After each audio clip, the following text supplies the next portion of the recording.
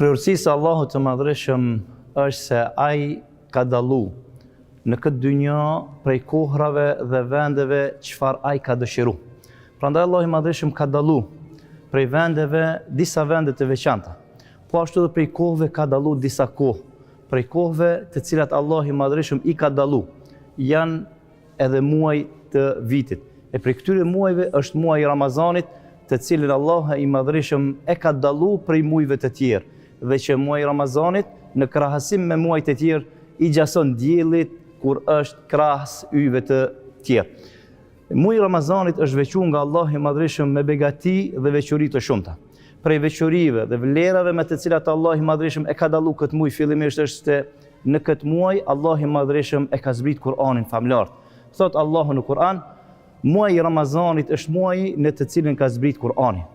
Prandaj ky muaj, ashtu sikur që Kur'ani vetë është begati, edhe ky muaj është mbush me mirësi dhe begati me zbritjen e Kur'anit në të. Prej vlerave tjera të muajit Ramazanit është se në këtë muaj Allahu i Madhreshëm na ka obliguar me një obligim i cili është i veçantë për këtë muaj, e që është agjërimi i këtij muaji. Thot Allahu i Madhreshëm, kush e prezanton muajin e Ramazanit, le ta agjëroj atë. Prej veçorive tjera të këtij muaji është se ky është muaj i faljes dhe i pendimit. Pejgamberi alayhi salatu wassalam thot, kush e agjeron muajin e Ramazanit me pendim, me besim të sinqert dhe me besim dhe shpresë në Allahun e Madhreshëm, Allahu i Madhreshëm do t'ia fal mëkatet e tij.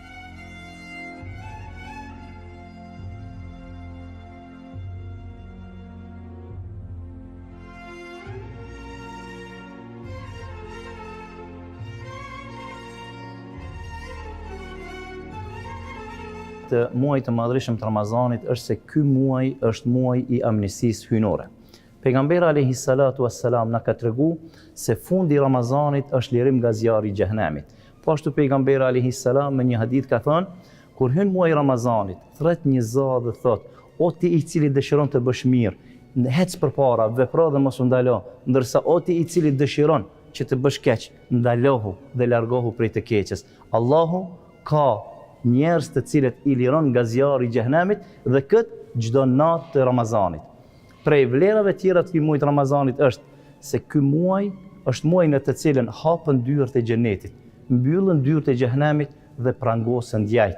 Saqë ka thënë pejgamberi alayhis salam, ata nuk kanë mundësi që të ndikojnë te robët e Allahu xhalla shanuhu, ashtu sikur që ndikojnë jashtë muajit të Madhreshëm të Ramazanit. Ky muaj është muaji i durimit. Dhe në asnjë adhurim tjetër nuk mund të shfaqet durimi sikur që shfaqet në vetë agjërimin, i cili është bërë obligim në këtë muaj. Prandaj durimi është pjesë e mbrëmshme dhe pjesë e pandashme e besimtarit. E ky durim në veçanti shfaqet dhe paraqitet gjatë këtij muaji të Madhreshëm të Ramazanit, kur i gjithë agjërimi është durim. E shpërblimi për durim, sikur ka thënë Allahu i Madhreshëm, është me të vërtetë ata të cilët janë durimtar do të shpërblehen pa llogari.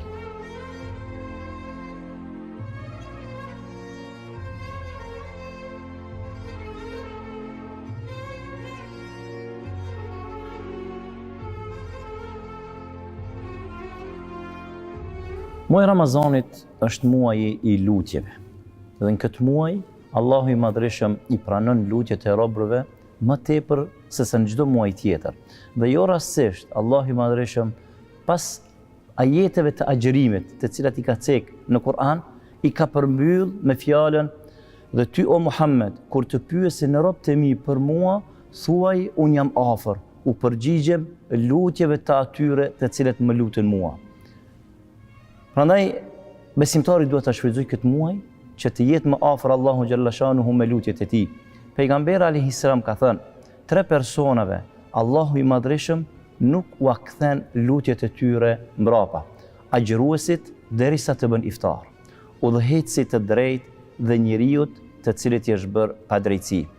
Ky muaj është muaj i bujarisë, muaj i fisnikrisë, muaj i barazisë. Njeriu më bujar, i cili është modeli ynë, ka qenë pejgamberi alayhis salam. Është transmetuar se pejgamberi alayhis salam ka qenë njeriu më bujar, ndërsa bujaria e tij është shtu në Ramazan. Pejgamberi alayhis salam i ka mësuar besimtarët edhe i ka nxitur që të jenë bujar. e në veçanti në këtë muaj të madhreshëm të Ramazanit. Dhe për këtë, kur pejgamberi a.s. i ka përgëzu besimtar për ardhin e Ramazanit, u ka thënë, kush i bë jep një agjëruesit me bë iftar, do ta ketë shpërblimin e atij i cili ka agjëru, duke mos u paksu nga shpërblimi i agjëruesve asgjë. Shokët i thanë, ja Rasulallah, ne të gjithë nuk kemi mundësi që t'u japim agjëruesve të bëjnë iftar. Pejgamberi a.s. u tha, këtë shpërblim Allah i madhreshëm do t'ua jep, edhe atij i cili jep me bë iftar agjëruesit me një hurme, me një gëllenk qumshtit, apo edhe me një gotë ujë. Ky muaj është muaj në të cilën gjendet një natë, e cila është më e mirë, më me vlerë se 1000 muaj. E kjo është nata e Kadrit, për të cilën Allahu i madhreshëm thotë, nata e Kadrit është më e mirë se 1000 muaj. E pejgamberi alayhi salatu wassalam ka thënë, nata e Kadrit është më e mirë se 1000 muaj. Ai i cili privohet nga mirësitë e kësaj nate, është privu nga të gjitha mirësitë. Prandaj Allahu i madhreshëm këtë natë e ka bërë pikërisht në muajin e Ramazanit, për t'i shtu vlerë më të madhe këtij muaji të madhreshëm të Ramazanit. Të nderuar vëllezër dhe motra, gjitha këto vlerat të Ramazanit, të cilat ne po i vrejmë se Allah i madhreshëm me to e ka veçu këtë muaj, t'ja shtrojmë pyetje vetës tonë, a nuk meriton ky muaj që ta presim edhe ta përcjellim në formën më të mirë?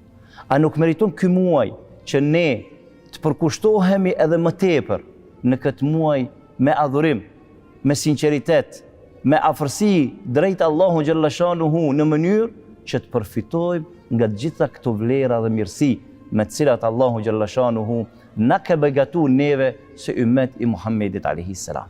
E lut Allahun e madhreshëm që të na mundsoj që muajin e Ramazanit të përfitojmë prej vlerave dhe mirësive të tij, dhe të jemi prej atyre të cilët e përfundojnë Ramazanin me kënaqësinë, faljen dhe amnistin hyjnore të Allahu xhalla shanuhu.